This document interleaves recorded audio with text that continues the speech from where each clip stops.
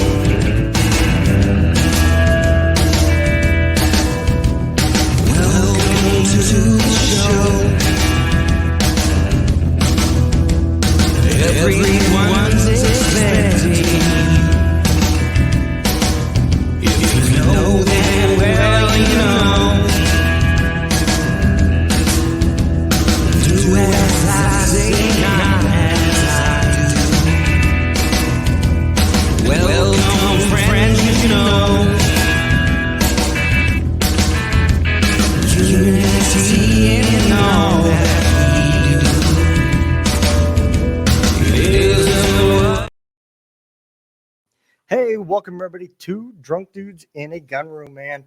So I feel a little awkward today, man. I got a new monitor and a whole new setup, and it's really throwing me off. But that's all right, man. So today I have got an amazing guest. This has been on the calendar for a hot minute, and the day is finally here. So let's bring on Adam Martin with Blackbird Anthem. Hey, what's going on tonight? Hey, doing good down here. Enjoying a cool evening in Florida. This is rare for this time of year right now. So, it's down in the 70s tonight. So, had some rain today. So, it's a good day. You doing all right, Don? I'm good, man. Yeah, we got a little bit of rain here in Missouri. My wife lives there, and my wife and kids are still out there in Georgia. So I know all about it, man. I'm over here in Missouri. I'm taking care of my mom, and so I go back and forth between Georgia and here. So I know all about y'all's weather over there, man. Oh yeah, it's hot. That's too. Yeah, the other day I think I came outside, and I always look down at the temperature gauge on my truck because I felt like my air wasn't working too well. And I looked down the temperature gauge, it said 99 degrees. So I'm like, well, that might be a reason.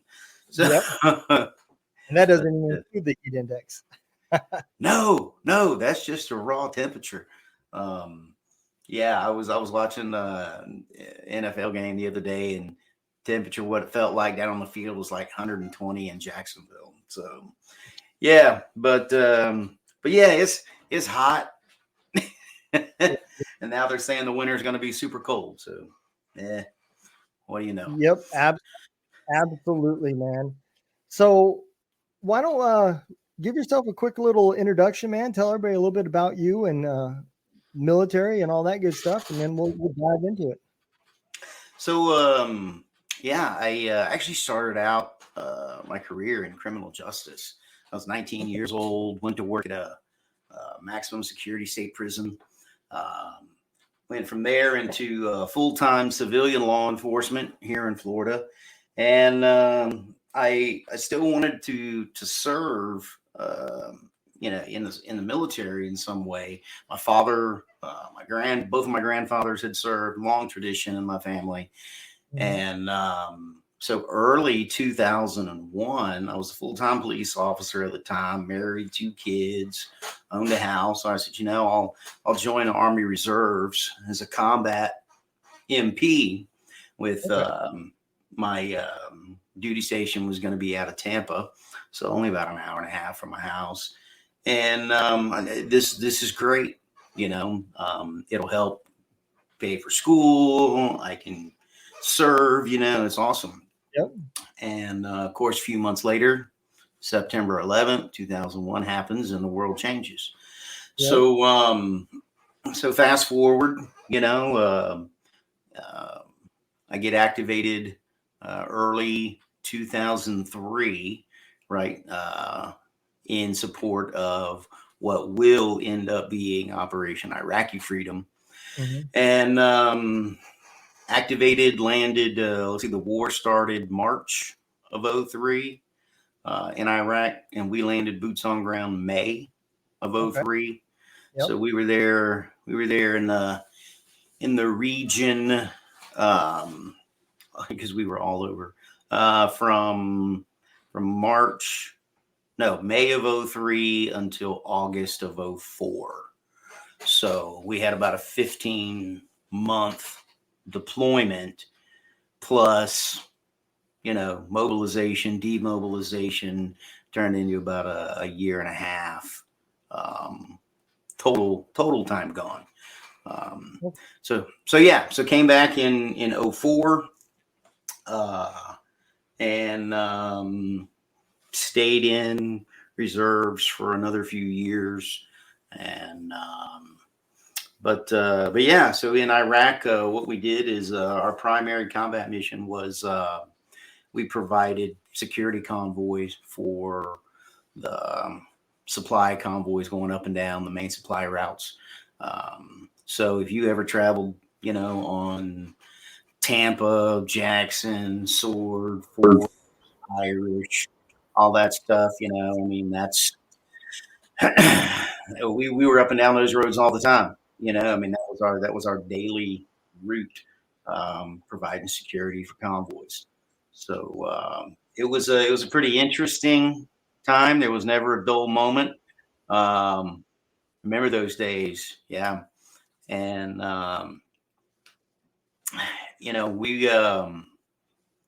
we had a lot of things happen on our convoys. Oh, yeah. Fortunately, we didn't lose anyone, so thank God for that.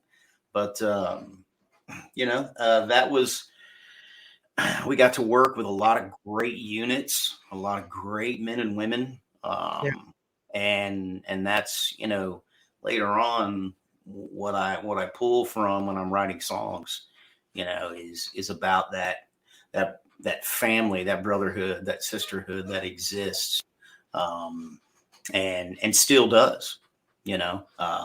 It's been almost, let's see, it's been 19, so next year will be a 20-year anniversary. July 4th, 04.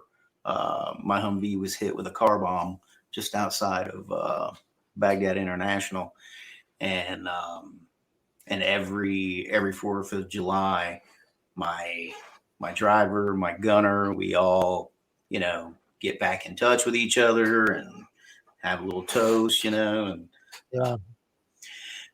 but Al Qut, the airfield, we went up to I don't know if it was Al Qut, but we were up at Anaconda, Balad.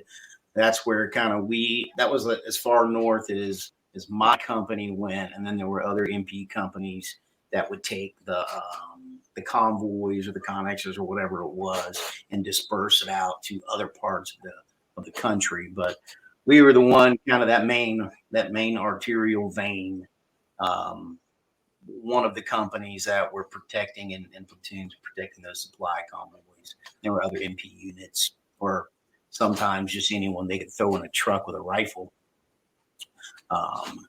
But yeah, we were all over from Balad south, and then of course all over Kuwait too.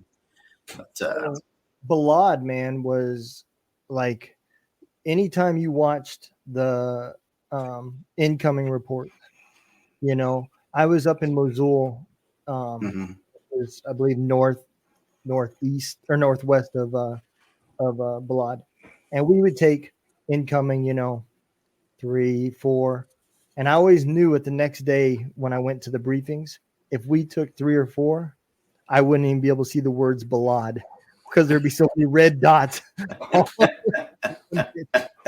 always felt bad, man. I'm like, I don't know what the hell is there, but they are getting pounded. I tell you, mortars were almost an every night thing. I mean, same day. I mean, we got hit with the V bed in the morning. It was like 8:30 in the morning, and but we had to get up to Balad, and then Balad that night. We were like, oh, okay, we were thank God we made it, but it's like in reality, it's just a different threat. And then that night we got shelled with mortars landing like 200 yards away from where we were sleeping. Well, come on, give us a little bit of a break here. Yep. But yeah, no, it was, that's when they were doing all the ice mortars, because the Balad, I mean, it was surrounded by fields and these agricultural fields. So the military didn't want to destroy the fields because it was the farmer's source of income. Right. But, the Iraqis were using the fields as cover to go and set up mortars and ice mortars and all that stuff. So yeah, it was a fun little game. Yeah, absolutely. So I got to ask, you started out as a I worked in a prison. Yeah. Word out. What made you start out there, man? Because that is a job I could not do. I would in the cell next to one of those guys. I promise you, I would. It it wasn't something like I aspired to, out of high school. I actually considered, it was kind of weighing a decision at the time between active duty and a job with the state. And my wife and I had just got married, and she was pregnant. And so what I was looking at that time doing active duty would have put me in school for almost the entire time she was pregnant, and then have the baby and I'd be in school. Gotcha. And it was our first child, and I'm like, I really don't know that I want to start off our marriage this way. So I chose a job that it had great health benefits, and it was still serving in some sort of way, wearing a uniform. It was, I looked at it as a way to start a career into something and still be able to take care of my family. I mean, that makes sense. It's just, my hat's off to all the correction officers out there, because it's a hard job. It is for shit pay. They should pay double what they pay, because it's similar to what you were just kind of getting at with the military. Our ROEs were not fair. What we had to abide by versus the fact that the enemy could do whatever the hell they wanted, really handicaps the war. Well, correction officers fight that every single day. Oh yeah. And so absolutely, man, my hat's off. I had a buddy when I retired. He wanted me to go to work with him out there at the federal pen there in Jessup, Georgia. And I just kept telling him, man, that's not for me. I've seen enough shitty shit that I don't really care to see anymore. Did I lose you? I think you froze. Uh-oh. Maybe I froze.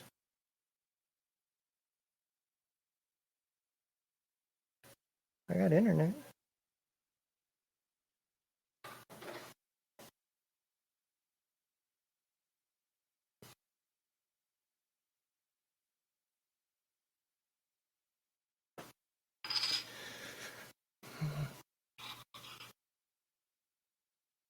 Hey, Bradley, can you hear me? Okay. All right. So he just texted me. He lost power. I wasn't sure if it was me or him, but He said it should be back on. He did tell me before we started that they were having a storm. They're getting some of that rain as we did.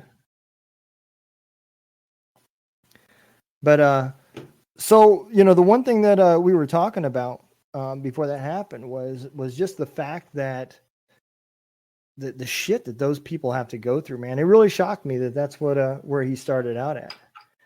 So for you guys who don't know, and you're just coming in, Blackbird Anthem is a Southern rock band. Adam is the front man. They've got some amazing music. Oh, he's back. Right. All right, man. Okay, how are we looking now? You're good, man. All right. In Florida storms, Oh yeah. I went ahead and linked it back through my phone, so that may have got us on there a little quicker. But yeah, corrections officers, they don't get their due at all, and they're kind of forgotten about, Yep. because of by society, because once criminals are put away, they're still a problem. They're just someone else's problem. They're no longer society's problem. Yeah. And that goes for, the detention people that work in a jail, law enforcement in general, and because like I said, I got out of corrections and then I went straight into law enforcement. And being a city cop, that's a whole different experience too, and you see a different part of the world. You see a different part of life in your own backyard, even, and it's a different life for sure. It gives you a new meaning when you walk through Walmart and you're like, oh, I know what you did this weekend. I know. And I haven't been an active, full-time cop in this area now for almost 20 years. I mean, because I was a full-time cop when I got deployed, and then when I came back, I went into part-time work as a police officer because I went full-time into criminal justice training. Okay. And but yeah, I still hear names and I'll recognize faces, and I'm like, yeah, I took you to jail. And I look totally different now. I mean, my hair's gone and I have this full beard, so I look different. Your hair just went south for the. It moved, yeah, it migrated. Like everything does in Florida. It just comes south. But the band, man, were you in music all the time, or is that something that happened after the military? That was after coming home. Okay. Yeah, I was a very rigid guy. Even coming out of high school. In high school, I was in ROTC. So that type of lifestyle. I mean, I grew up in it. My dad was career Army. He was warrant CW2, and so it was just part of who I was. And so when I got home, I was just regimented. I mean, I was an NCO when I was in. I had my team. Always made sure my team was taken care of. And I come back home, and now I have 2 kids and a wife, and I'm like, I'm not sure quite how, like a lot of us feel. Yeah. And I was struggling. My wife's like, you're not the same person, all the things that a marriage goes through when returning home. And finally, she convinced me to get some help. And I went to the VA, only place kind of I knew. And this was in, 05, 06 by then, after struggling for a while. And and went to a VA counselor. And she knew, I mean, I've loved music my whole life. I can remember the first vinyl record I ever bought on my own, my first cassette, my first CD. You know, I I used to have like gigabytes of downloads from Napster. I mean, music was my life, you know. Um, Haven't heard and that word in a long time. yeah, I mean, I know I'm going way back, but you know, so music has always been a part of my life, always. And I'm like one of those guys that, you know, there's a song in my head from almost every year of school I can remember. Oh, that this year was that song, and this year was that one. So she said, "Well, what instrument can you play?" And I'm like, "Play the radio," you know. She's like, "No, no, no, no," you know. And yeah. She goes, "Well, what do you play?" And I'm like, "The radio." I'm like, "What else am I gonna play?" You know. And so so I think she called me a smart ass, and you know, and that's part of why her and I got along. But and um and she says, "No, I'm going to challenge you to learn an instrument." And she says, "You need to balance your brain back out." And so I'm like, "Okay, lady, I got your challenge, you know." And I borrowed a guitar. Actually, borrowed it from my dad, who did not know how to play, still doesn't. Uh, but he had one that he had bought years ago and never learned. So borrowed his guitar and started locking myself pretty much in a room for hours on end with YouTube and a borrowed guitar, and started teaching myself how to play. That's awesome. And about 6 months later, I could actually play a song that sounded like a song. It sounded bad for a while. And then when I started trying to sing, it sounded real bad for a while. um, but, you know, I found it was something non-destructive that I could get lost in. Yeah. You know, because it was occupying both of my hands. It was occupying my brain. Um, and so nothing else could get in, you know, if that makes sense. Yeah, absolutely. And so that's why I could just get lost in it for hours when I first started, and never thinking once that I'd be out doing this in front of people or recording music videos, or I mean, all, I I wanted to be able to, you know, at most at that point maybe play and sing some songs in my, you know, house of some of my favorite bands. Um, I never had the dream that I would be out, you know, playing music, playing concerts, have a kick-ass band, you know, and just meet some of the most amazing people, and still be able to help our brothers and sisters in the process. I mean, it's like I worked my whole life to be able to come across this, you know, almost American dream that I, you know, almost did backwards. But you know, it's a blessing, and I, you never know how long you have in this life, so make the most out of what you're given and what you got. And so this is, I still believe in taking care of vets, so this is a way I can still do it now, and Yeah. I love it. You know, like I tell people, because I just discovered this myself, you know, like you was saying, a lot of people, when they transition, they feel Hmm. lost. And they they not only feel lost, but they start searching for their purpose, and they get panicky, like they lost their phone or something. I got to find my purpose. I got to find my purpose. And I've realized that your purpose will find you.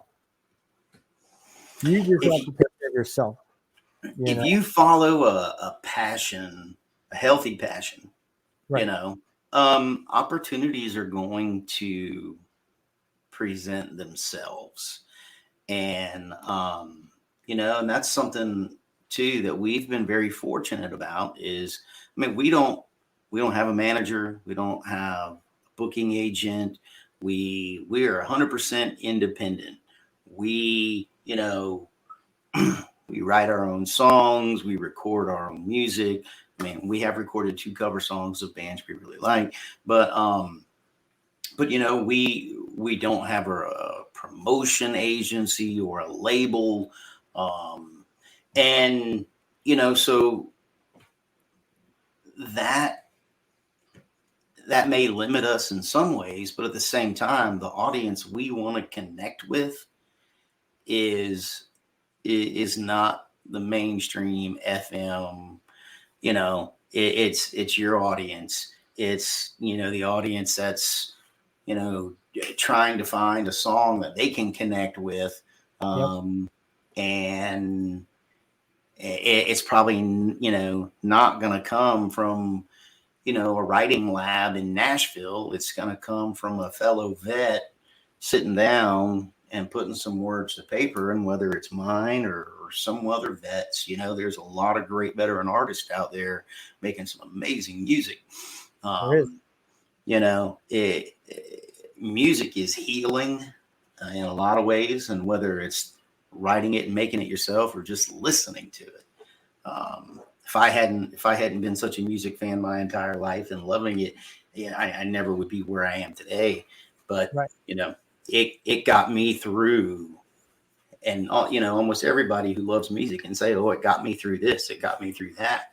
So we have this intimate relationship with music, and it's I think it's just part of the human connection to music. I liked music. I was one of those I liked. I didn't necessarily love. I didn't necessarily, that wasn't my out when I was growing up.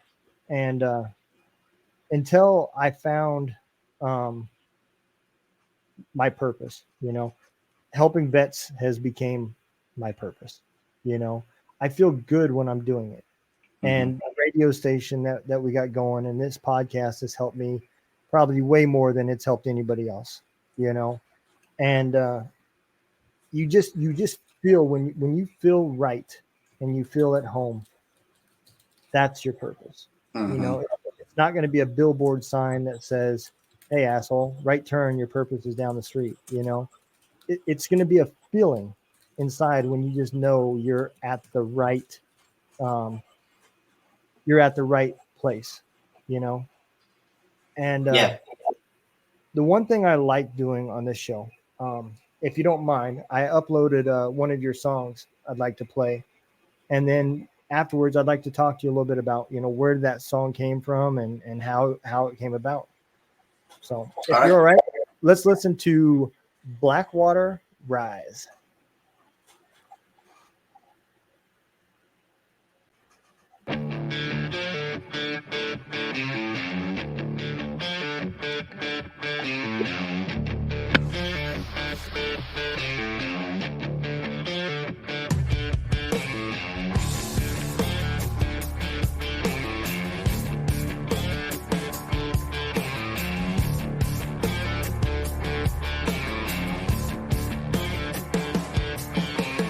Way down in the south, when the storm clouds roll, hear that thunder come, time to cleanse your soul.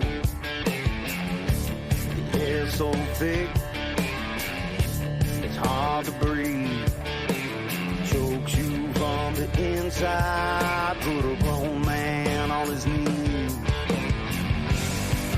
When the black water rise, take you underneath.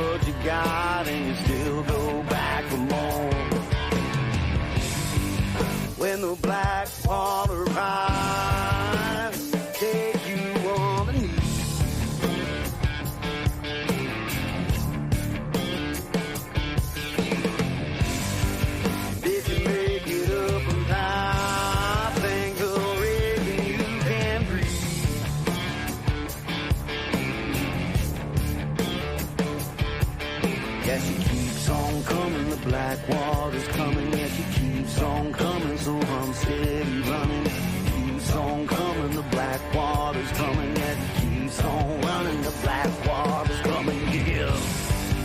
When the black water rise, take you on a deep.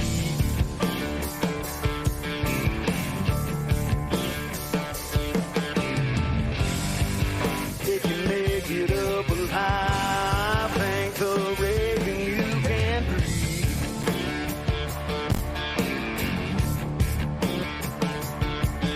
Yeah, she keeps on coming, the black water's running. Yeah, she keeps on coming, so I'm steady running. Yeah, she keeps on coming, black water's coming. Yeah, she keeps on coming, black water's coming at me.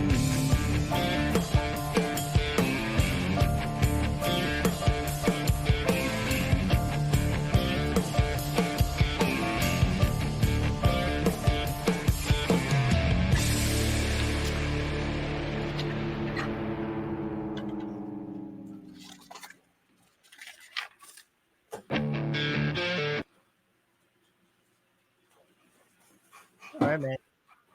So you guys have got such a unique sound. You know, I Thank have you. to, man, because there is nobody on our radio station that sounds like you. You will be in your own class, I promise you. The rock genre on our radio station is really like spread apart. You've got Shannon Book. I don't know if you know who he is. I know Shannon. Mm-hmm. Yep. You got Shannon Book, and then you've got Souls Worn Thin, and they're kind of similar. Souls is a little bit harder, and then you got Nine Realm that's like, I'm gonna rip your face off. Yeah, way up. So, you guys, dude, that was awesome, man. I just Thank have to you. tell you. So let's get into that song, man. Let's start out with where did it come from? So the premise of the song actually well, Jeremy Chestnut, my co-writer and lead guitar player, everything for the band, he had that riff. I mean, he came up with that. I mean, he can come up with just some of the coolest shit. And so we had that riff, and we played a show in Daytona Beach at Bruce Rossmeyer's Destination Daytona. It's this big Harley Davidson place right on 95 in Daytona. We played this show, and we met. I think. What's that? Is there a Love's right? I think there's a Love's truck stop right in that area too. Yeah. Yep. Yep. Right there too. Yes. So it was there, and it was this motorcycle, benefit event for veterans, and we met these guys, some of the coolest guys, and his call sign when he was in, and he was a long range rifle marksman, and his call sign was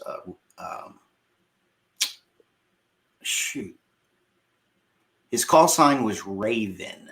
Okay, when he was in, his road name, I don't even know what his real name is, but his road name was Cootie. That was on his motorcycle vest, and Cootie. But his name was Raven. So we got to talking, and about some of the missions and stuff that he went on, and but then he transitioned and got out of the military, and he went to work for a private contractor. And private contractor, around the times that I was there, of course, the biggest one was Blackwater. Yep. And so take in, okay, so that's some of the story behind it. But then you take in Jeremy's from the part of Texas down around like Beaumont and Houston area and all that. So there's a lot of kind of swamp and Blackwater type land, just like there is a lot of swamp in Florida. Yep. So, and a lot of times swamp areas called Blackwater. So so we had the riff, and then we had the two premises from talking with Cootie about his times both in the military, but more primarily once he went into private contracting. And so we sat one night and had that riff, and we just started writing on the back porch, him and I together. And, we really wanted to capture kind of the energy. But because he was a long range marksman and his name was Raven, the chorus is if you make it up alive, thank the Raven you can breathe. So it's like, so we write a lot of things like that in there. Way down in the south, when the dark clouds roll, hear the thunder come, cleanse your soul. It's this darkness of foreboding. It's the and then the line where it says this takes everything you got, but you still go back for more. I think, and to me, that was, as warriors, we go and we do battle, and then we come back. It has like stripped us bare of our humanity, and in some cases, it's taken our wives, it's taken our money, it's taken our humanity, it's taken everything. But we're like, well, what else am I good at? I guess I go back. So that's that line in this song. But I mean, that's what it is. Sometimes we feel like we're drowning because of it, but at the same time, we enjoy that bit of cheating death and that rush of adrenaline that we've been there, we've tasted, and nothing else really compares to it. For good or for bad, nothing else compares to it. Yeah. So that's kind of what that's talking about with that. That's kind of some of the real like story behind it, and also the I don't want to say the emotional story behind it, but that's what it is. It's that conflict. Yeah.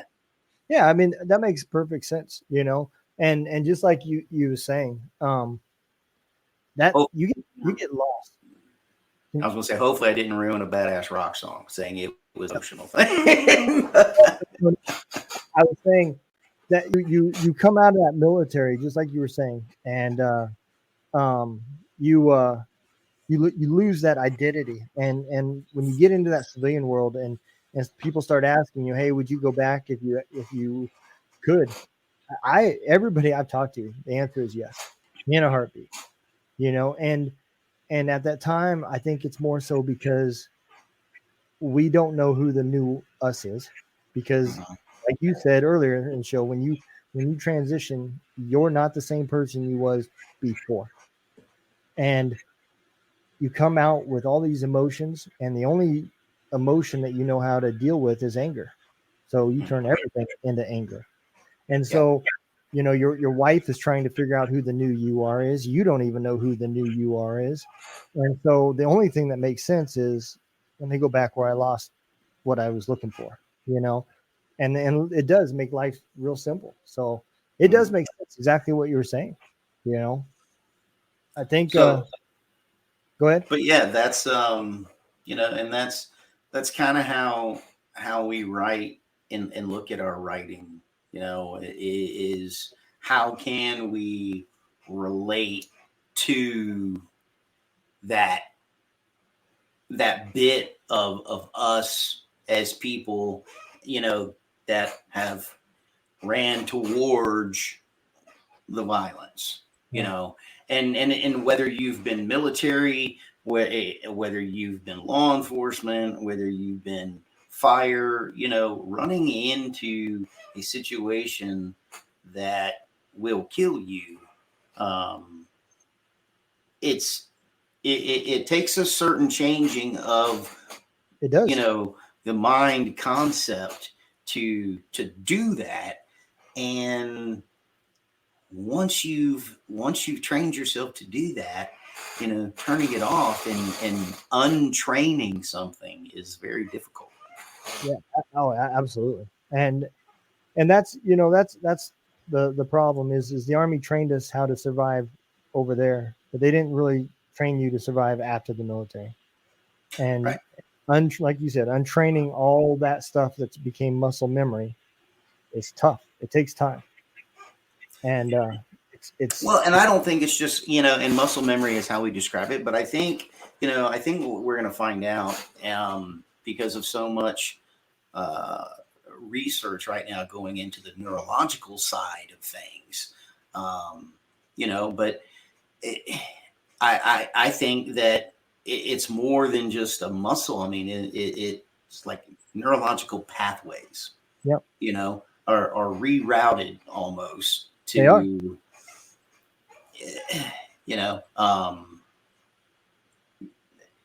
And it takes different types of people, and whether, and it doesn't matter if you become that way once you're in, or if you're already that way going in, but it takes people willing to pull the trigger and willing to do it and having to do it are two totally different things.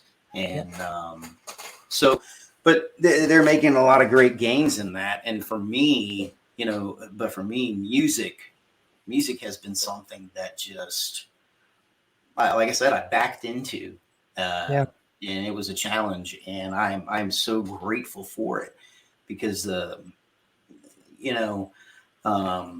think there's a hunger in the veteran community for music they can connect to themselves. I agree. And nothing against, people like Toby Keith and Aaron Tippin and Neil McCoy that have some amazing patriotic songs and sing and play them out of love of country and their patriotism. And I applaud them for that. But there was no life experience there. Yeah. And I do want to highlight, there's an amazing organization right now that's just growing leaps and bounds, called Creative Vets. Yep. And based out of Nashville. And they are doing amazing things with music and art. And if you are a veteran that has any interest whatsoever in music or art or anything creative, you don't have to be creative or musical at all in any way. Look them up. I've had some personal experience with them, and just amazing organization. Yeah, there's as I got into this, I discovered there's several. So Creative Vet, also there's a guy that is a veteran, he's a comedian.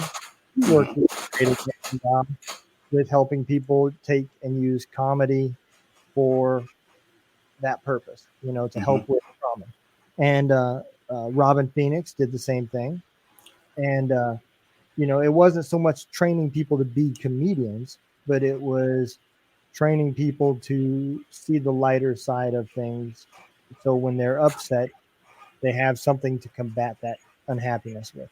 It gives you different perspective. And that was all through Creative Ed. And then the show was actually sponsored by Operation Encore. I don't know if you know who they are, but Operation Encore has worked with Creative Ed. They work with Camp Healing Ground or Camp Southern Ground. Yep.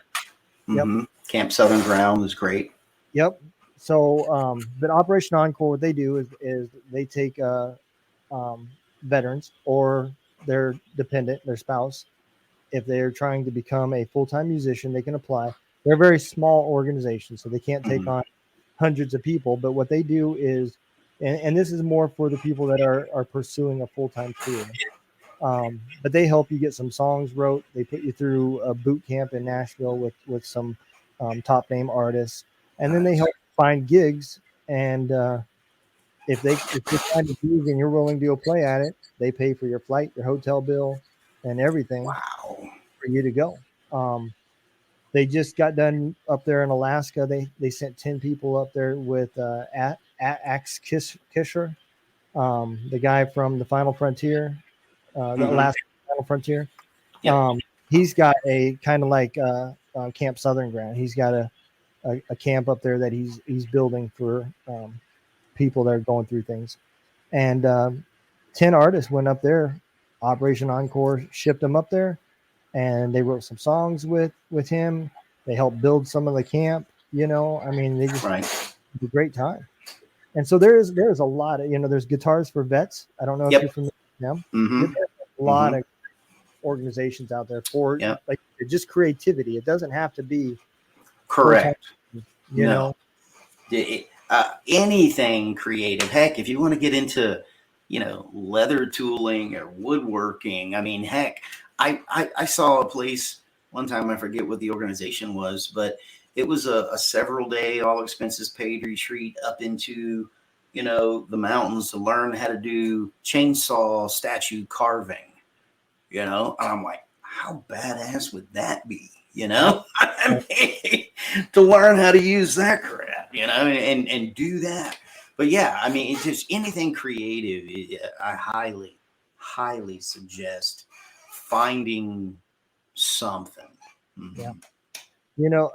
I've had a lot of shows on here as well that does hunting trips for veterans.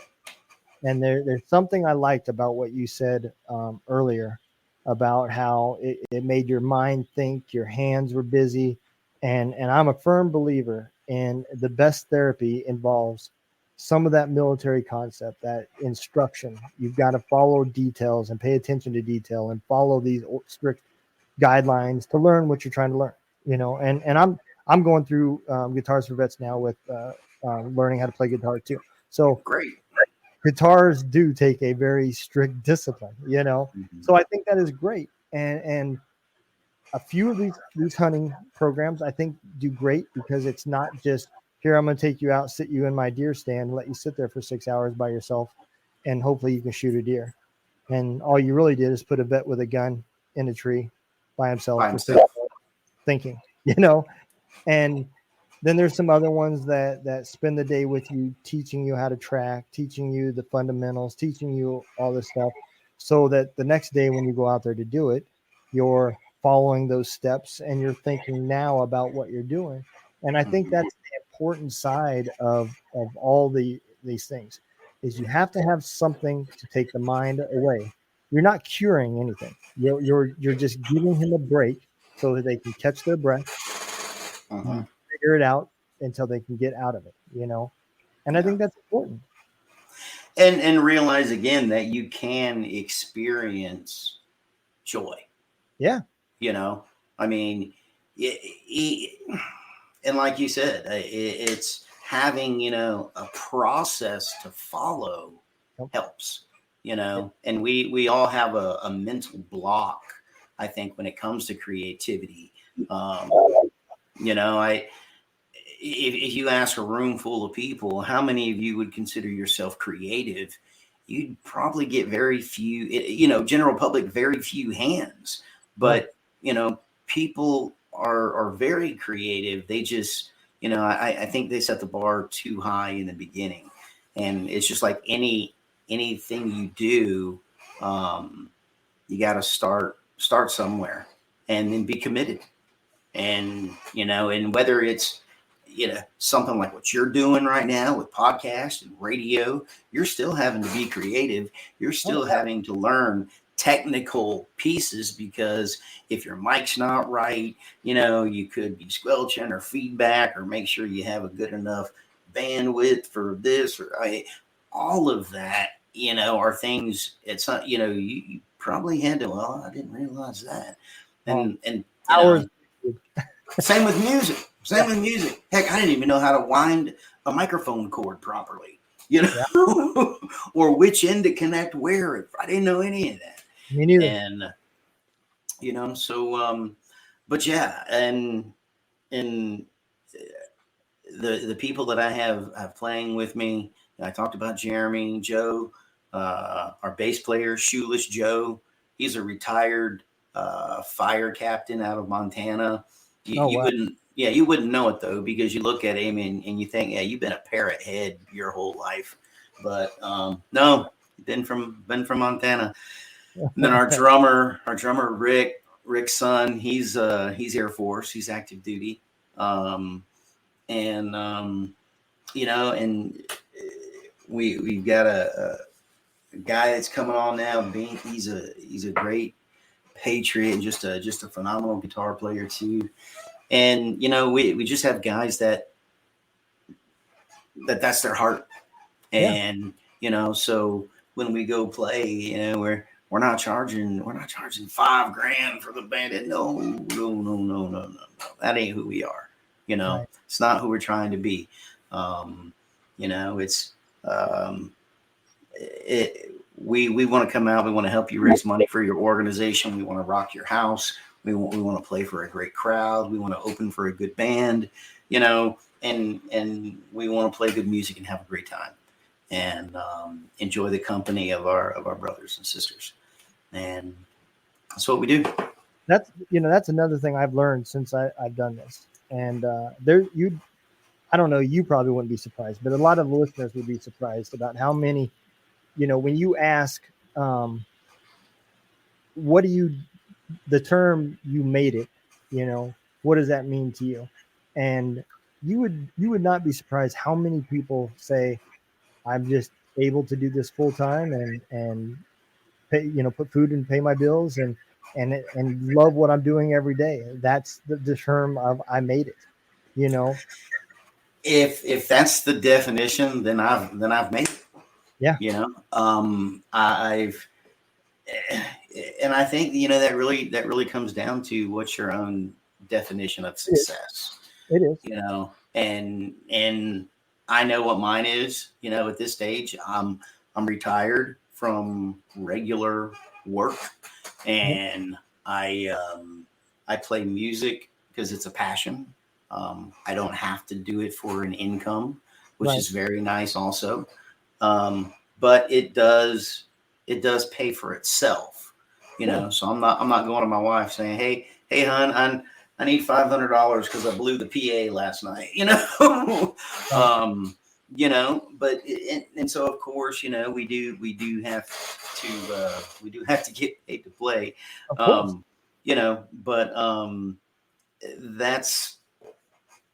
but it pays for itself, and that's what we use to, if we've written new songs, and pays for the next record. You know, we've been nominated to go to for Josie Awards this year. So so we're going up, and you know,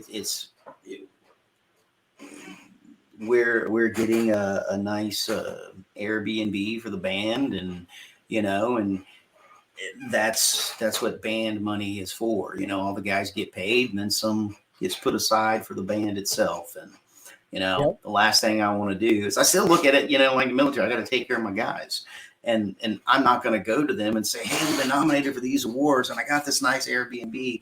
Oh, by the way, I need X amount of dollars from each of you so we can pay for it.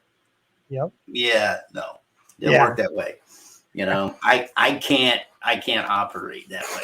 You know, so, but I mean, but yes, but do I need to fund my life and pay my light bill from that? No.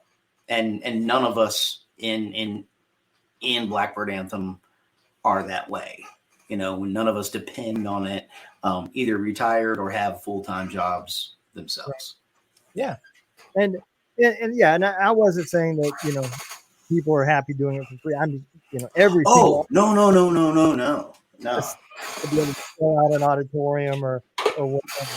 Now, don't get me wrong. If we can play a sold out auditorium, or let me tell you, I am there. You know, this young guy, the Richmond, north of Richmond, that turned down the $8 million contract. I don't think I could be that guy. I am not that guy. If someone comes to me and says, "Hey, I love your song. Here's $8 million for," who do I see about my check? Yep. Who's got my check? In the famous words of Billy Don Burns. But who's got my check? On the Joe Rogan show. Oh, I haven't listened to that yet. He literally said that he wasn't even going to finish that song. That he didn't really care for it. And he played the first part that he did. He said a lot of his songs, he just does the first half of them and throws them up on a social media just to see what the response is. And that's kind of what he determines whether he's going to finish it or not. And he played it for a friend, and he was like, "I'm coming over right now. We're going to finish this song." And that's what pushed him to write it. And he said, after I released it, he was like, "I didn't expect it to do nothing." He said, Right. That's not the one that I expected to become popular, So, Yeah. So let me see. I wrote a song that I didn't really like, and you're going to offer me $8 million for it. Yeah. I'm signing too. Mm-hmm. I'll sing it every day. Oh, yeah. And hey, even if it's my favorite one I wrote, yeah, even if it's my favorite one, if you like it that much, you can have it. Absolutely. Sign my check. Well, brother, the next show comes on at 8 on this channel. Let me All right. where's if people wanted to hear you, where's the best place for them to come, other than now Gunroom Radio, because we will be uploading your stuff today. So you will be on anywhere you can stream. So of course, YouTube, Amazon, Apple Music, Google, Spotify, Pandora, even a couple FM stations local around here, WWOJ 99.1. But yeah, anywhere there, blackbirdanthem.com. You can listen to all our stuff there, find our music videos as well. And Facebook, bandsintown.com. Our schedule is usually posted there. And we'll be doing some out-of-state stuff here coming up. We'll be posting that soon, and maybe even heading up into the upper Midwest for about a week-long tour next year. So if you're fingers crossed. If you're anywhere around Missouri, man, I will be buying. What part of Missouri are you in? I am 30 miles from Fort Lost in the Woods. I'm in Okay. Rolla. All right. That's where I went to boot. So Okay. I got my mom's side of the family is down around Cruttersville. Okay. Down south area. So Yep. Yep. Absolutely. Well, brother, go ahead. I was gonna say, what part of Georgia? So my family lives in Jessup, so by Brunswick. Okay. Just over the line. Yep. About 36. It's exit 36. Yep. Between Jacksonville and Savannah. Yep. Absolutely, brother. Well, All man, right. we're gonna Well, hey. get you back on and have the whole band come in if they don't mind, man. Yeah, And we'll do that. We'll do that. We'll do a little podcast and get your stuff up on the radio and just highlight you guys, man. All right. If we get to a show, getting one out there, we'll have to get you out and bring you out. So Absolutely, brother. Absolutely, man. all right, sounds good. Appreciate you having me on, and check us out. We got more stuff coming soon. Awesome, man. And I will make sure that I also tag all those sites and everything when I upload this to Spotify. So, all right, man. Well, you all take care, brother. Thanks. Bye-bye. Talk soon.